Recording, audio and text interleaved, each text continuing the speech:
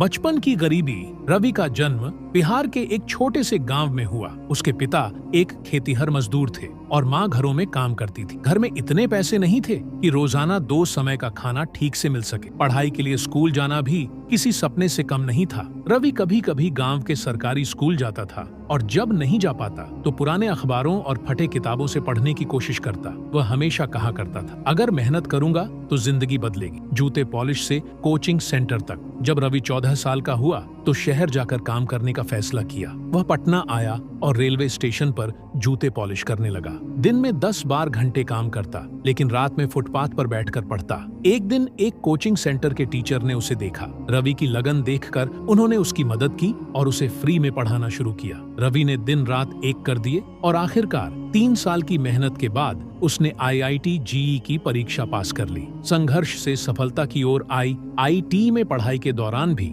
रवि ने कभी आराम नहीं किया। खाली समय में वह दूसरे बच्चों को ट्यूशन पढ़ाता, जिससे उसकी थोड़ी बहुत कमाई होती थी। उसने टेक्नोलॉजी में दिलचस्पी ली और एक छोटा सा मोबाइल ऐप बनाया जो छात्रों को सस्ते में पढ़ाई का सामान और नोट्स देता था। शुरुआत में ऐप नहीं चला, लेकिन रवि ने हार नहीं मानी। वह बार बार ऐप में सुधार करता रहा। आखिरकार 1 साल बाद उसका ऐप पूरे भारत में पॉपुलर हो गया। करोड़ों की कंपनी का मालिक रवि ने अपनी कंपनी रजिस्टर की, एडुराइज। कुछ ही सालों में यह कंपनी देश की टॉप एजुकेशन स्टार्टअप में गिनी जाने लगी। आज उसके पास करोड़ों की प्रॉपर्टी है। दर्जनों लोग उसकी कंपनी में काम करते हैं और हजारों बच्चे उसकी मदद से पढ़ रहे हैं। आज भी जमीन से जुड़ा इंसान रवि कभी अपने गांव को नहीं भूला। उसने वहां एक स्कूल बनवाया जहां गरीब बच्चों को मुफ्त शिक्षा मिलती है। वह कहता है, मैंने गरीबी देखी है, इसलिए अब किसी बच्चे को उस दर्द से गुजरने नहीं दूंगा। रवि की कहानी हमें ये सिखाती है कि हालात चाहे जैसे भी हों, अगर आपके सपनों में जान है